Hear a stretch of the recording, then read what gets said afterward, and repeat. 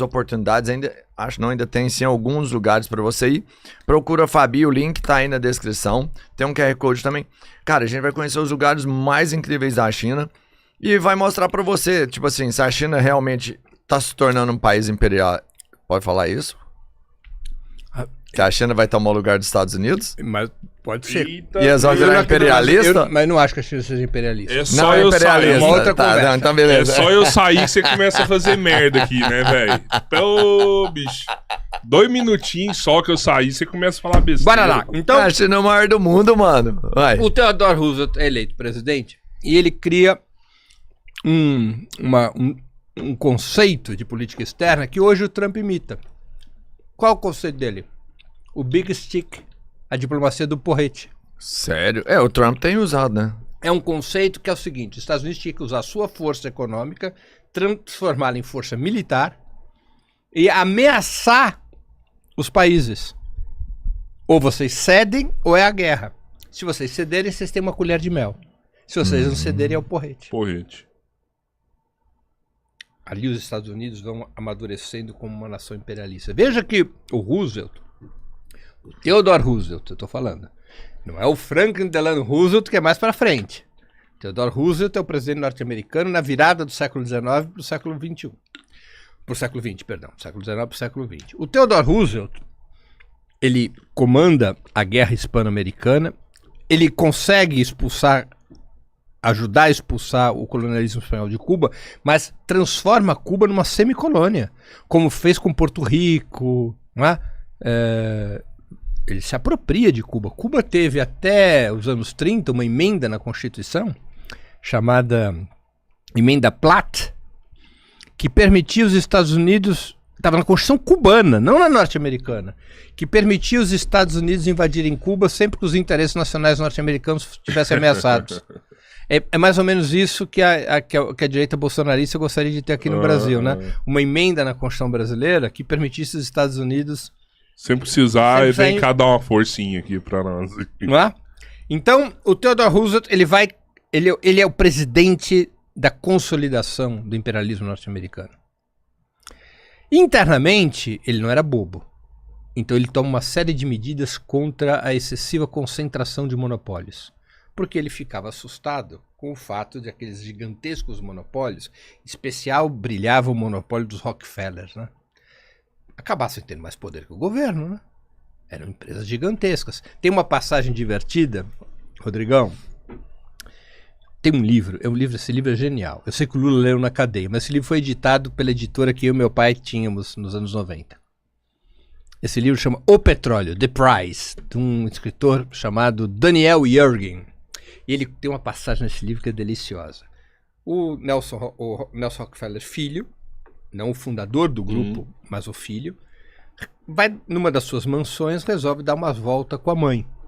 Estão ali caminhando por um jardim daquela mansão e ele diz: mãe, eu quero ser presidente dos Estados Unidos. A mulher parou, olhou para ele e falou: mas filho, isso não é um trabalho para os nossos funcionários?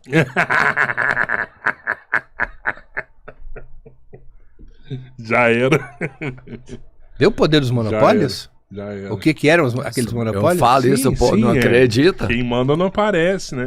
A Standard Oil era um polvo, não era um monopólio, era um polvo. Não é só que ela concentrava as atividades econômicas de um ramo só da economia. Ela concentrava monopólios de vários ramos diferentes da economia, que ia das ferrovias ao petróleo. Então era um polvo, isso era um perigo para o Estado. Aí o Theodore Roosevelt internamente, ele vai tratando de impedir... Não, mas ele adotou medidas. Não. O Theodore Roosevelt adota... Ao longo da história norte-americana, vários presidentes adotaram leis antimonopolistas. O Theodore Roosevelt e o Franklin Delano Roosevelt são os mais... Antimonopólio. Claro, porque isso era uma ameaça à soberania nacional. A soberania monopólio nacional. É um problema de qualquer estado. Na verdade, o nome monopólio ali era pouco apropriado, já se tratava de oligopólios. Uma etapa acima. Bom, então os Estados Unidos entram no século XX já como uma potência imperialista. Quando é que os Estados Unidos vão se consolidar como uma potência imperialista? Depois da Primeira Guerra Mundial. Porque o Reino Unido se esfalfa na Primeira Guerra Mundial. Quem que dá créditos para o Reino Unido e a França enfrentarem o Império Prussiano, o Império Austro-Húngaro e o Império Turco-Otomano? Estados Unidos. Estados Unidos. Estados Unidos fornece crédito, os Estados Unidos fornece armas, os Estados Unidos fornece homens a partir de uma certa altura da guerra. Mas os Estados Unidos não tem seu território atingido, a sua economia não é abalada, não é afetada. Então, a Europa começa a virar um apêndice dos Estados Unidos. Só voltando um pouquinho, Cuba é o primeiro laboratório desse imperialismo ali, tipo, o que ela pretende fazer em outros países do mundo, levando as suas empresas, explorando a atividade internamente. Não isoladamente, primeiro mas sim. acontece Cuba. Sim, Cuba é referência. O que a gente fez aqui é o que a gente tem que fazer em outros aí, pra drenar todos os recursos, o que tiver ali e tal, e pronto. E lembra que logo em seguida vai ser construído o canal do Panamá, já nos anos 10 do século passado. Os Estados Unidos vai expandindo sua influência imperialista, especialmente nas Américas. Claro, havia o caso das Filipinas, mas os Estados Unidos, onde é que ele exerce esse imperialismo até a Primeira Guerra Mundial? Fundamentalmente nas Américas. No quintal. No quintal. Não? No quintal. Para cima, no Canadá, e para baixo, do México ao sul. Não é? Na Primeira Guerra Mundial, a Primeira Guerra Mundial tem um papel decisivo, como eu estava falando. O Reino Unido se enfraquece, a França se enfraquece, mas o Reino Unido era o grande Estado imperialista da época. O Reino Unido fica muito enfraquecido, embora tenha vencido a guerra. O grau de desgaste é muito grande e fica muito endividado com os Estados Unidos e tem que começar a pagar juros aos Estados Unidos. Veja só, os britânicos tiveram que pagar juros à sua antiga colônia. As voltas que o mundo dá, né? Sem poder tirar sangue de pedra, porque um elemento decisivo na Guerra da Independência, que a gente aqui não pôde tratar, não dá para tratar tudo num único programa,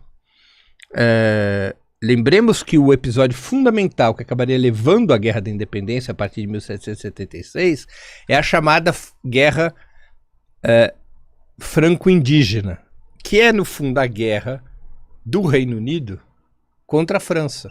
É que o Reino Unido estabeleceu alianças também com os indígenas. Não é? É uma guerra que começa nos Estados Unidos e se transforma num primeiro ensaio de guerra mundial, porque leva ao confronto dos dois grandes impérios da época, o Império Britânico e o Império Francês.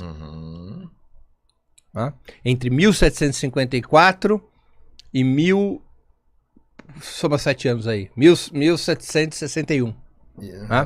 O Reino Unido ganha a guerra contra a França, essa guerra dos 7 anos, mas só que fica com as contas em pandarecos, que é gastado muito dinheiro para ganhar.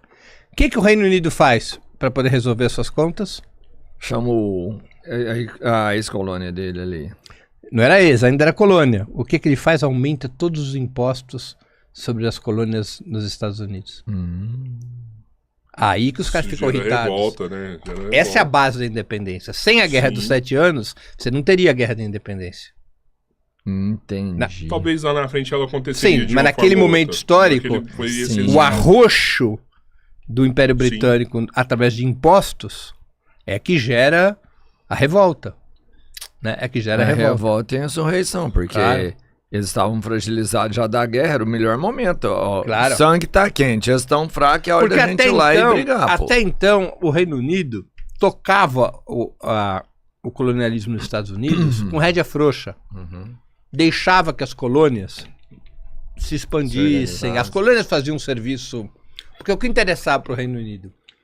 O que interessava eram os minérios e depois o algodão, o tabaco, o chá. Produzam e me vendam. E a revolta ela é fundamental para um processo de independência. Você concorda com isso? Sem revolta não tem independência. Não dá para negociar sua independência sem pegar armas. Tiradentes. Por que o Tiradentes irrompe? O movimento liderado por Tiradentes, os Inconfidentes Mineiros irrompem. Rodou um quinto lá. Perfeitamente, óbvio, não fugiram da escola. Mas ainda assim, o Brasil não teve... O Brasil não precisou lutar pela sua independência igual esses outros países lutaram. Nem tanto ao céu, nem tanto à terra. Eu vou fazer uma mediação. É assim, o Brasil não teve uma guerra revolucionária de independência. Os Estados Unidos tiveram, a América Hispânica teve. O Brasil não teve. Tem que dar valor na liberdade. O Brasil não teve. O Brasil teve uma série de revoltas anticoloniais, uma série de revoltas independentistas heróicas, importantíssimas, mas isso não veio a constituir uma guerra revolucionária de libertação. Tanto é assim que a nossa independência é negociada por cima, né?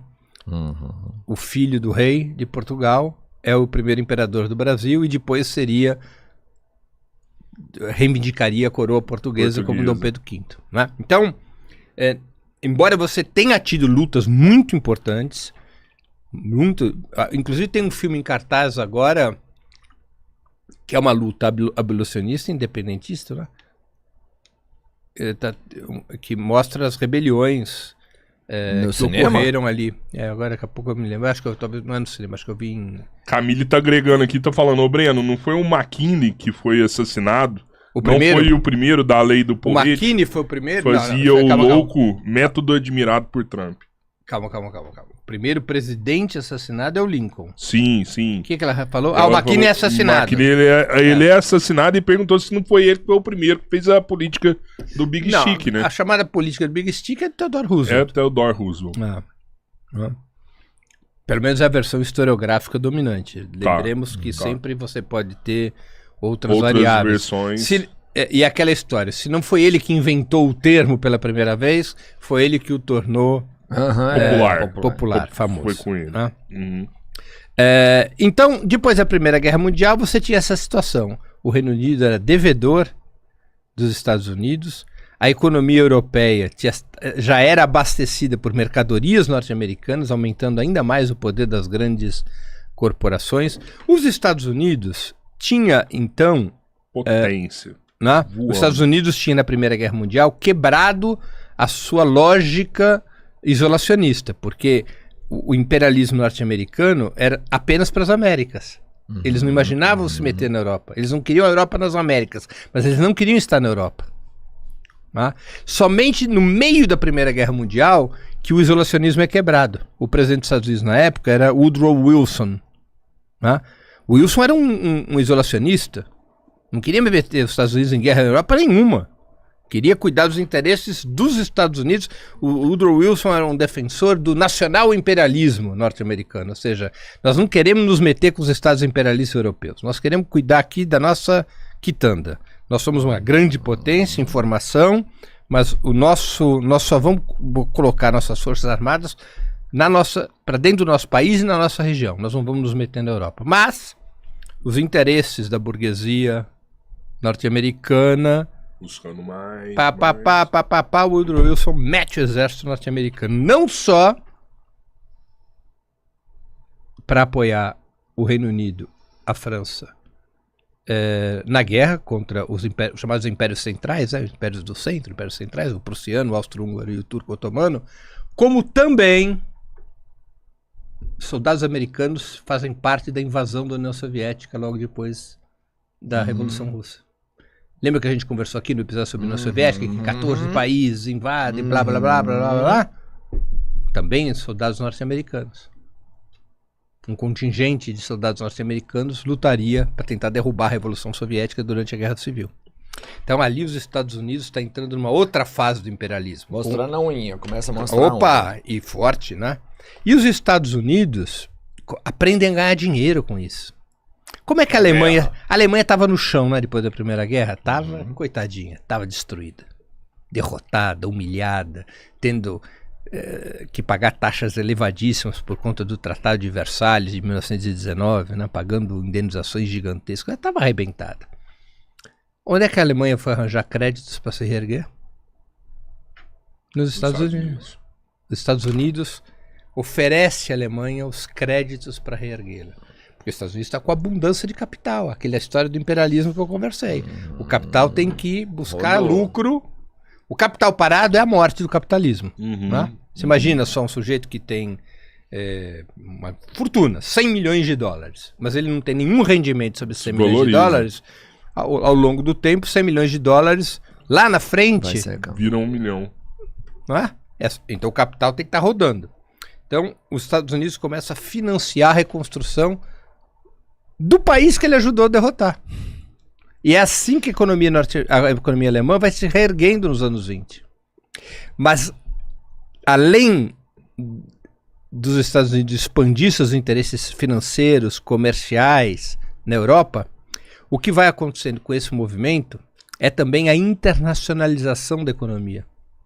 Porque essas redes que vão sendo tecidas pelos grandes oligopólios norte-americanos, em sociedade com grandes grupos europeus, atravessando continentes, chegando em vários países, essa rede vai passar a ser interconectada.